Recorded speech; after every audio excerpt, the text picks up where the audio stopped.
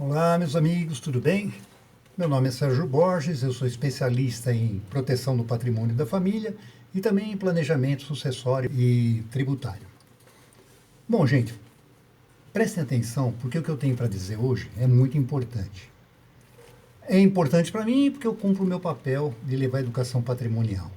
Mas é importante principalmente para você, porque você terá um conteúdo de qualidade e poderá se beneficiar dessas informações. Hoje eu vou falar sobre um assunto que é o inventário. Como evitar o inventário? Eu vou mencionar o caso de um cliente aqui, que eu vou chamar de seu José, só para efeito exemplificativo. O seu José é um senhor de 78 anos que tem 3 filhos, um rapaz ainda jovem, estudante, e 2 moças mais velhas já casadas. E ele tem alguns imóveis comerciais e residenciais que são locados e isso serve para ele como fonte de renda. Né? Complementar a aposentadoria, ele tem a renda que permite uma vida mais confortável, algumas viagens, etc. Bom, o problema é o seguinte, ele anda meio preocupado com algumas situações. A primeira é em relação à própria saúde, porque ele já teve problemas cardíacos, teve que fazer cirurgia, colocou ponte de safena, usa medicamentos controlados e isso aí é um fator de preocupação. O outro problema é em relação à própria sucessão dos herdeiros, né? Sucessão familiar. Por quê?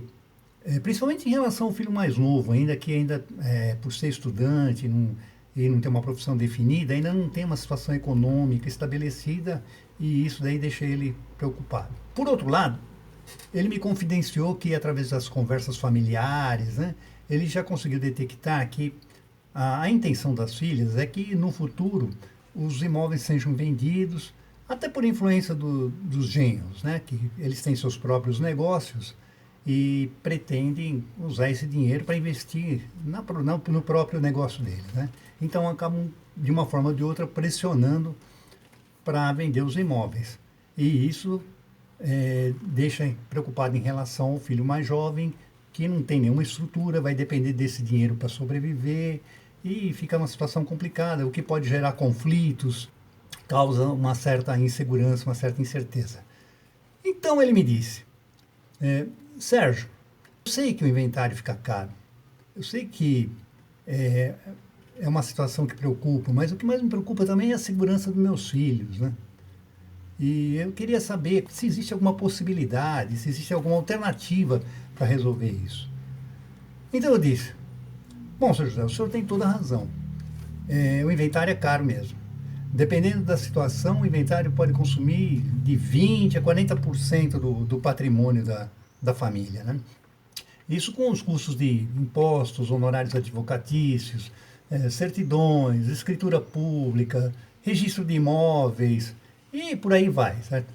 E via de regra acaba gerando conflitos também, né? Porque quem faz o inventário, né? Quem assume o inventário, normalmente vai fazer um trabalho não remunerado e ainda é cobrado pelos demais, né? Gasta o tempo que não tem, não ganha nada com isso, ainda tem cobranças, né? E o que é pior, a lei determina que o inventário tem um prazo de 60 dias para ser iniciado. E as pessoas ficam à mercê da intervenção do Estado, né, na vida da pessoa, né, na vida privada, e também aquela morosidade do judiciário. Se a documentação estiver toda em ordem e não houver conflitos, dá para fazer extrajudicialmente, em cartório, e é um processo que vai levar 6 meses. 6 meses. 6 meses é muito tempo, né? Você não acha? Bom, mas fique tranquilo. Fique tranquilo, porque tem uma solução e eu vou explicar o porquê. A primeira coisa que o senhor tem que entender é que quem não vive para sempre não pode ter nada no seu CPF. É óbvio. Se o patrimônio está vinculado ao CPF, quando ele deixar de existir, fatalmente haverá inventário para passar esses bens para outros CPFs, dos herdeiros. Pense comigo. Se os bens duram muito mais que a expectativa de vida, né, de uma pessoa, eles não podem estar vinculados a algo que morre.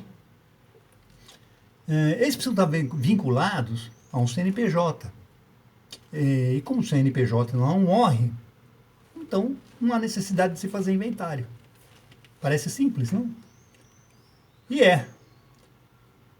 O seu José me olhou assim meio espantado, meio preocupado, olhou para mim e falou: Sérgio, mas você quer que eu coloque todo o meu patrimônio dentro de uma empresa? E se essa empresa tiver dificuldades financeiras? Eu perco tudo? Você está maluco? Aí eu disse: calma, seu José, eu explico. Esse sistema é 100% seguro e ainda traz uma grande economia. É natural que as pessoas, quando ouvem essa proposta pela primeira vez, fiquem assustadas, né, meio preocupadas. Afinal, toda atividade econômica é, por definição, uma atividade de risco. Né? Mas como eliminar o risco?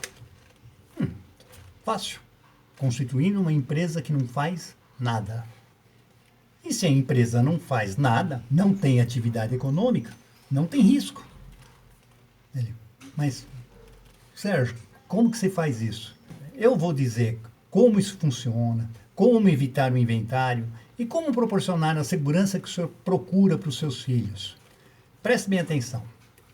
O primeiro passo vai ser abrir uma empresa comum, limitada, que vai ser registrada na junta comercial, com um capital baixo, digamos R$ 1.000, e que nós vamos chamar, no caso eu vou chamar de célula-cofre.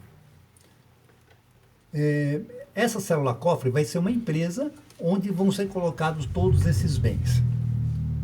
O segundo passo é, na semana seguinte, fazer uma alteração contratual para fazer a integralização dos imóveis, né, ao patrimônio da empresa. Então, esses imóveis vão deixar de estar no seu nome, no seu CPF, e vai passar para o CNPJ, vai ser propriedade da empresa. O terceiro passo é fazer a doação das cotas da empresa, porque quando o senhor integralizar, deixar os seus imóveis na empresa, a contrapartida disso é que o senhor vai ter as cotas equivalentes ao capital social. Então, num terceiro passo, o senhor vai fazer a doação dessas cotas para os seus herdeiros, para os seus filhos, que passarão a ser os titulares, né, das cotas e, consequentemente, os donos dessa célula-cofre. Leandro, se dá para ver, né, nos olhos do seu José aquele turbilhão de pensamentos, de questionamentos que vinham à mente, né? Dá para ver que ele estava ansioso. Então, antes que ele começasse a me bombardear com um monte de perguntas, eu já falei: calma, seu José, o negócio é o seguinte, esse sistema é seguro, é tranquilo e ele tem várias vantagens. A primeira vantagem é a imunidade tributária. Está previsto no artigo 156, parágrafo 2º da Constituição Federal e repetido também no artigo 36 do Código Tributário Nacional, que existe uma imunidade em relação ao ITBI, que é o Imposto de Transmissão de Bens Intervivos, quando se faz a integralização para uma empresa. Então, quer dizer, quando a gente pega esses bens para integralizar o patrimônio da empresa, a própria lei isenta. Na verdade, é uma imunidade, né? Então, tem que recolher o imposto ITBI, o que já é um ótimo negócio.